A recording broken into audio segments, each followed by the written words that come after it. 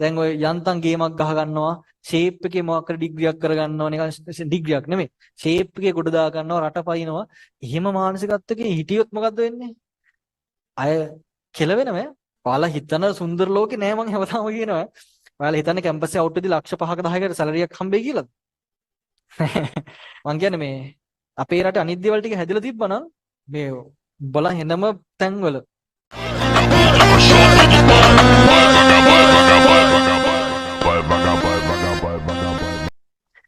මේ ඔය නිදිමත එනවා අමාරු නිදිමත ආවට පස්සේ නිදා ගන්න එපා. හරිද? ඌව පුරුදු කරගන්න. මොකද මේ මට දැන් ඔය ඔයාලගේ ගති ලක්ෂණත් එක්ක දැන් ඔය ඉස්සරහට ඔය පොඩි પરම්පරාව වෙනවනේ. ඔයාලගේ යට પરම්පරාවක් හැදෙනවනේ. ඒ කියන්නේ ඔයාලගේ යට પરම්පරාව ඉන්නවනේ. උන් පට්ට ස්මාර්ට් ඒ කියන්නේ අය දැන් මේ ඉන්නේ ඔයාලා ජෙනරේෂන් එක මොකක්ද ඒකට කියන්නේ? පරිවර්තන වෙන කාලෙක. ඒ කියන්නේ මුළු ලංකාවෙම අපි හෙන්නම ගෝත්‍රිකයි. හරිද? අපිට තියෙනවා අපිට වටින දෙයකට තිබිලා තියෙන්නේ අපිට ලැබිච්ච මේ දේවල් ටික විතර අර රජ කාලේ ලැබිච්ච සහ ඔය ධර්මයේ පැත්තෙන් ලැබිච්ච දේවල් වලින් වටිනාකම කරෙන්න එතනින් එහාට කිසිම වටිනාකමක් මිනිස්සුන්ගේ බව තිබිලා නැහැ මම දකින්න තිබිලා තියෙනවා මෑත කාලෙම හෙන්නම අවුල් තත්ත්වය තමයි තියෙන්නේ හැබැයි මේ දැන් එන ටිකේ මේකේ හෙන්න පිවිදීමක් වෙනවා බලන්න බොන්න මේක හෙන්න වෙනස් වෙනවා ටර්න් එනවා කන පිටම ගහනවා හරිද ඔය දේවලුත් එක්ක ඔයාලා කම්මැලි වෙන්න ඉන්නෝනේ සර්වයිව් වෙන්න බැරි වෙනවෑ දැන් ඔය යන්තම් ගේමක් ගහ ගන්නවා ෂේප් එකේ මොකක් හරි ඩිග්‍රියක් කර ගන්නවා නිකන් ඩිග්‍රියක් නෙමෙයි ෂේප් එකේ ගොඩ දා ගන්නවා රට පයින්නවා එහෙම මානසිකත්වයකින් හිටියොත් මොකද්ද වෙන්නේ අය කෙලවෙනවෑ සර්වයිව් වෙන්න බෑ ඉස්සරහට ඩිග්‍රී එකක් කරලා බැරි වෙනවා හරිද උඹ බලන්න මේ තව අවුරුදු 5ක් 6ක් යනකොට ලංකාවේ තව හොඳ ඉන්ඩස්ට්‍රි ටිකක් එනවා මොකද හොඳ කොල්ලෝ කෙල්ලෝ ටිකක් ඉන්නවා දැන් සමාජෙ ඉන්නවා හරිද දැන් ඔය අපේ પરම්පරාවගේ තමයි ඔය කණේ පිට ගන්න පටන් ගත්තේ වගේ හරිද ඔව් ඒක ජෝක් නෙමෙයි ඇත්තම කියන්නේ ඒ කියන්නේ වෙනස් වෙන්න ඕන කියලා අර උණ හැදුනේ ඒ પરම්පරාවට වගේ නැත්තම් දැන් අපි ගම්වල හැදිච්ච මිනිස්සුනේ අපිට පේන්න අහලකවත් එහෙම මිනිස්සෙක් හිටියේ නැහැ ඔයාලා විශ්වාස කරන්නේ අහලකවත් බලලා හැදෙන්න කියලා ඉන්ස්පයර් වෙන්න කියලා එහෙම චරිතයක් කොහෙවත් නැහැ අන්න අරුවගේ වෙන්න ඕන දැන් ඉන්නවා ඒ උන්ට අපි ඉන්නවා හරිද නෑ ඒක නෙමෙයි මං කියන්නේ උන්ට අපි ඉන්නවා ඇත්තම ඇත්ත ඒක.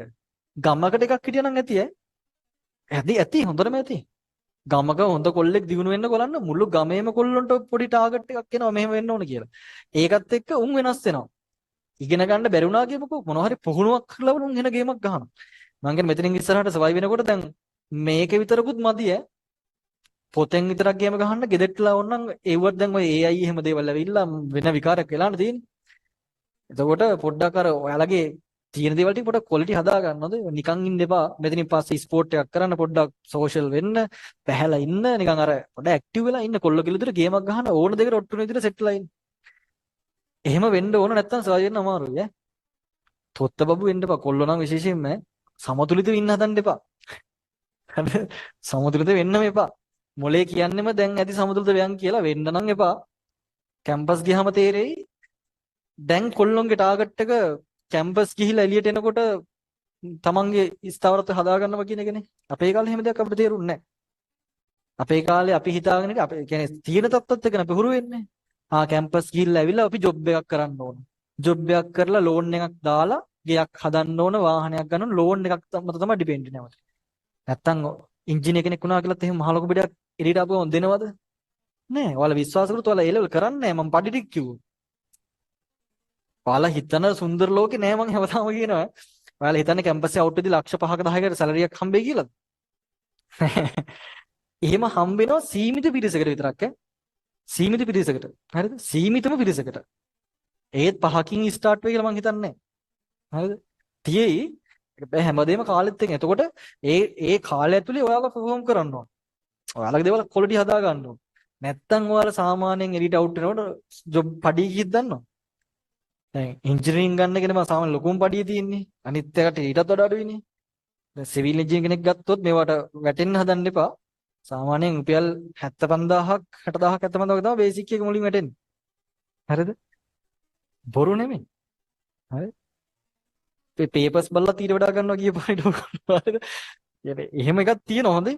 ඒ කියන්නේ ඔයාලා මේ මෙතනින් එළියට ගිහලා කැම්පස් එකට ගිහලා ඩිග්‍රියක් ගත්ත ගමන් ඔයාලගේ හැමදේම හැදුනා වගේ එකක් වෙන්නේ නැහැ. එහෙම විශ්වාස කරන්න එපා.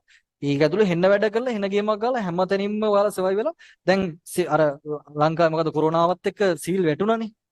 ඒකයි සිවිල් වැටුණ නැතත් එච්චර තමයි. මුල් කාලේ කට්ටක් කන්න වෙනවා. ඊට පස්සේ තමයි හොඳ 5-10කට යන්න පුළුවන්. දැන් CS වගේ කරලා සාමාන්‍යයෙන් CS කියන්නේ කම්පියුටර් සයන්ස් නෙවෙයි සාමාන්‍ය සොෆ්ට්වෙයාර් එන්ජිනියරින් පැත්තට වගේ කම්පියුටර් සයන්ස්ම ගිහිල්ලා ට්‍රොනික් වගේ ගිහිල්ලා වගේ ගියොත් සාමාන්‍යයෙන් පටන් ගන්න 4-5ට යන්න පුළුවන් ස්ටාර්ට් එක වගේ සාමාන්‍යයෙන් 4-5. හරි. එතකොට සාමාන්‍යව එකමාරෙන් වගේ පටන් ගන්නවා 1.25 1.5 වගේ යන්න පුළුවන්. කාලෙත් එක්ක දේවල් හදාගෙන ඔය වැඩ පෙන්නුවොත් සාමාන්‍ය 4 5 6 7 8 එහෙම යන්න පුළුවන්. ලක්ෂ. හරි. ඔය ගොඩක් උන් කරන්නේ මොකද්ද? ජොබ් එක මත ඩිපෙන්ඩ් වෙන ජොබ් එක කරන් යන ගම ඔයාලගේ ස්කිල් හදාගෙන ටීම් හදාගෙන වෙනම කම්පැනි බව දාගෙන ඉන්නවා. එතකොට සැලරි කියන එක තියාගෙන එක්ස්පීරියන්ස් එකක් ගන්න විතරයි. එහෙම තමයි ගොඩක් අය කරන්නේ. නැත්තම් කොහොමද බං මේ ඔය වාහනයක් එහෙම අරන් ගයක් එහෙම හදා මේ ලංකාවේ ඇතුළේ නෑ. ඒ නිසා මේ එහෙම ලංකාව ඇතුලේ සර්වයිව් වෙන්න බෑ ලේසියකට. වෙන්න නම් අපේ උන් ඇත්තටම මේක වෙන රටක් වුණා නම් වෙන රටක් නෙමෙයි. මේක අපේ රට තමයි හොඳම. මං කියන්නේ මේ අපේ රටේ අනිත් දේවල් ටික හැදිලා තිබ්බනම් මේ බලන් එනම තැන්වල පිට රටේ උන් කම්මැලි වෙනවා. එතකොට එහෙම අතින් බලන්න. අපේ මිනිස්සු නියමයි. මොළ නියමයි. ඒවට හරියන්න අනිත් ඒවල් නෑනේ. ඒ නිසා ගොඩක් කට්ටිය අතාරිනවා මැදි. අතාරින්න එපා හොඳේ. අතාරින්න එපා. ලේසි නෑ. මම ඒක කියන හුරතල් වෙන්න එපා හැමදාම. කැම්පස් ගියා කියලා ජීවිතේ සාර්ථක වෙන්නේ නැහැ. එහෙම වෙන්නේ නැහැ. ඉතින් හිතපල්ලකො එහෙම නොකරොත් එතනන් නැතුනොත් මොකද්ද වෙන්නේ? කැම්පස් වල පාත් තියෙනවා නිකන් ගහක අතු වගේ ඈ. ගහක අතු වගේ. කියන්නේ ගියාට පස්සේ පේනවා බුදුවම්ම කරන තරම් ඕන තරම් දේවල්. හරිද? ඒ නිසා බය වෙන්න දෙයක් නැහැ. ඒව කරා. ඒව කරන්න ඉතින් පොඩ්ඩක් අර කට්ටක් කන්න පුරුදු වෙන්න.